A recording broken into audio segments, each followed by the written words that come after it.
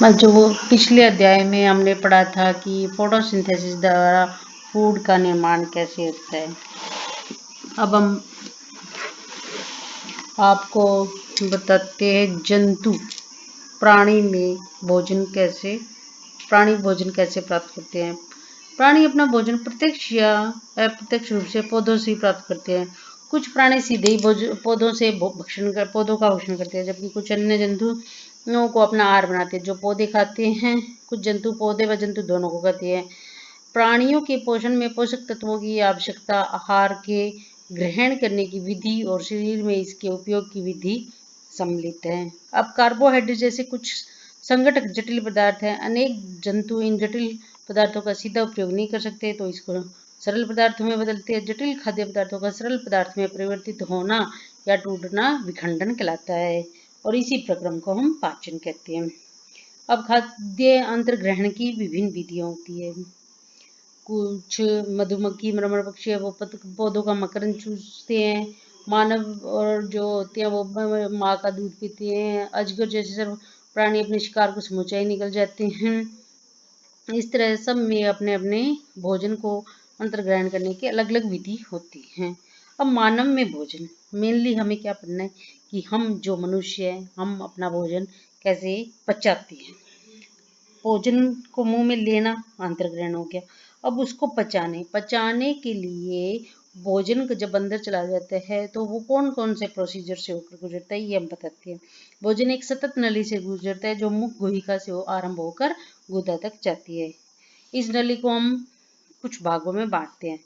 मुख्य गुहिका, ग्रास नली या ग्राशिका, अमाशय, शुद्रांत्र यानी कि छोटी आंत, वृद्धांत्र यानी कि बड़ी आंत, जो कि मलाशय से जुड़ी होती है, और लास्ट में होती है मलद्वार या गुदा। सभी भाग मिलकर आहार नली या पाचन नली का निर्माण करते हैं। जैसे जैसे भोजन विभिन्न भागों से गुजरता है, वैसे वैसे उसका पाचन होता रहता है। और उसमें कुछ ग्रंथियां होती है, कुछ रस होते हैं, जिससे कि वह अब उस भोजन को पचाते रहते हैं। पाचक रस जटिल पदार्थों को उनके सरल रूप में बदल देते हैं।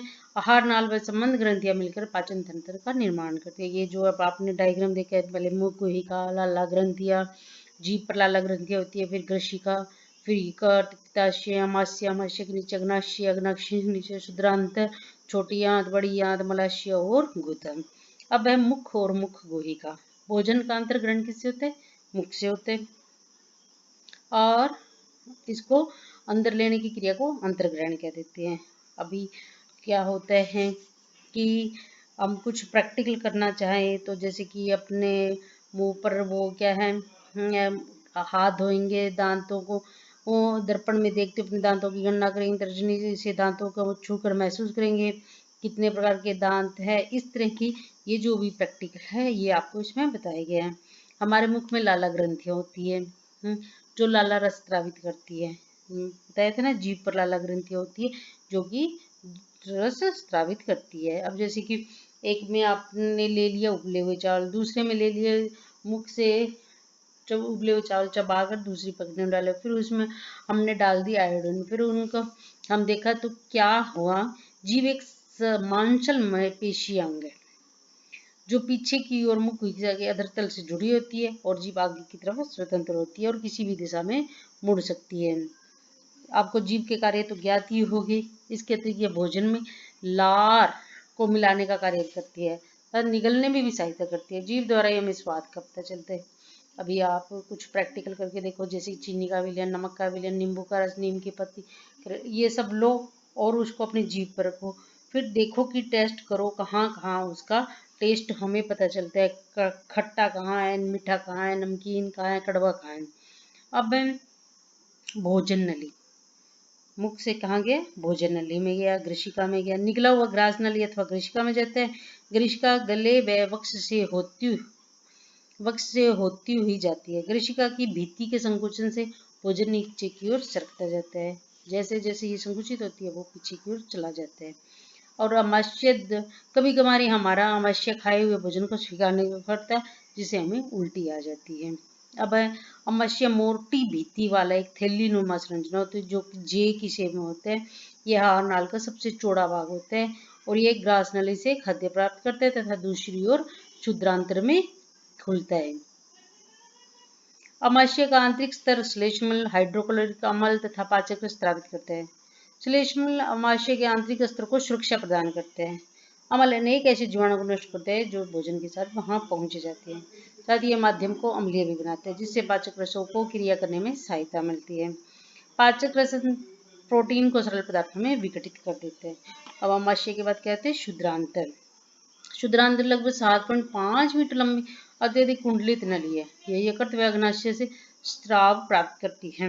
इसके अतिरिक्त इसकी भित्ति में कुछ रस भी होती है। यकृत जो होता है, यकृत जो होता है वो गहरे लाल भूरे रंग की ग्रंथि होती है, जो उदर के ऊपरी भाग में दाहिनी ओर स्थित होती है। यह सबसे बड़ी ग्रंथि है। इसमें पित्तरस होता है और इसमें जो एक थैली में संग्रहित होता है जिसे पित्ताशय कहते हैं। पित्तरस वसा के पाचन में महत्वपूर्ण भूमिका निभाते हैं। अग्नाशय हल्के पीले रंग की बड़ी ग्रंथि है जो अमाशय के ठीक नीचे होती है और जो कि अग्नाशिक रस स्रावित करती है।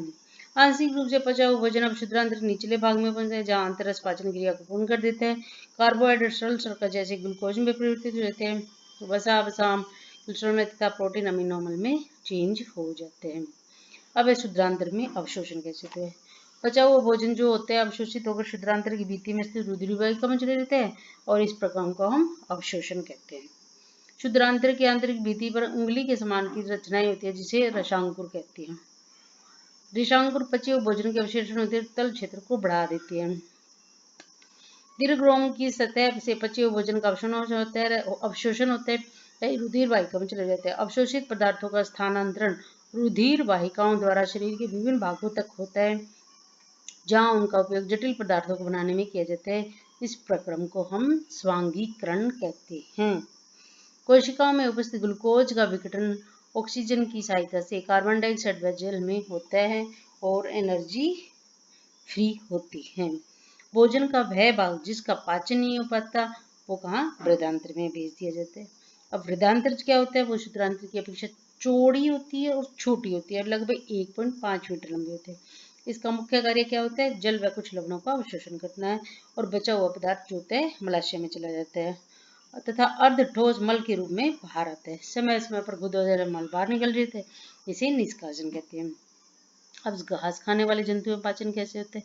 घास खाने वाले में जैसे कि गाय है, गाय में क्या वो फटाफट फटाफट घास खा लेती है, पर बाद में उसको जुगाली करती रहती है। आपने देखा वो चबाती रहती है, तो क्या होता है उसके अमाशय में वो इकट्ठा हो जाते हैं, जिसे रूमेन कहते हैं, और वो धीरे धीरे उसको पचाती रहती है। तो इस प्रक्रम को रोमंथन कहते हैं। अब इसे जैसे जंतु रूमिनेंट अथवा रोमंथी कहलाते हैं। घास में सेलुलोज की प्रचुर मात्रा होती है, जो एक प्रकार का कार्बोहाइड्रेट होता है। किसी रूमिनेंट अथवा रोमंथी पशु, हिरण आदि के रूप में सेलुलोज का पाचन करने वाले जीवाणु पाए जाते हैं। बहुत से जंतु मानव सेलुलोज का पाचन नहीं कर पाते, जैसे घोड़ा, खरगोश आदि में शुद्रांतर व वृद्धांतर के बीच एक बड़ी थैलीनुमा संरचना होती है, जिसे अंधनाल कहते हैं। भोजन के सेलुलोज का पाचन यहाँ पर कुछ जीवाणुओं द्वारा होते हैं, जो मनुष्य के आहार नाल में अनुपस्थित होती है, इसलिए जो मनुष्य है वो सेलुलोज का पाचन नहीं कर सकता। अब तक आपने उन जंतुओं के विषय पढ़ा जिनमें पाचन तंत्र पाए जाते हैं। कुछ ऐसे भी है जिनमें मुख भी नहीं होता, पाचन तंत्र भी नहीं होता, तो वो कैसे पाचन करते हैं, जैसे कि अमीबा। अमीबा जलाशय में पाए जाने वाले एक कोशिक जीव है। अमीबा की एक कोशिका में एक कोशिका झिल्ली होती है, जिसमें केंद्र और कोशिका द्रव्य के समान अनेक धानियां होती है। अमीबा निरंतर अपनी आकृति स्थिति बदलता रहता है और एक से अधिक उसके फर्टाइल पादाब निकलते रहते हैं, जिन्हें हम फर्टाइल कहते हैं, जो इन्हें गति व भोजन पकने में सहायता करते हैं। जैसे कोई भोजन आता है, ये अपने पादाब को बढ़ाता है, उसको भोजन को अंदर फंसा लेता है, फिर उसको उसमें स्राव करके रस को, पाचक रस को स्राव करके उसको छोटे पदार्थ में बदल देता है और फिर उसको अवशोषित कर लेता है, और जो बचा हुआ होता है उसको अपशिष्ट खाद्य दवाने द्वारा बाहर निकाल देता है। तो इस तरह हमने आपको पढ़ाया कि जंतुओं में पोषण कैसे होता है। Okay, thank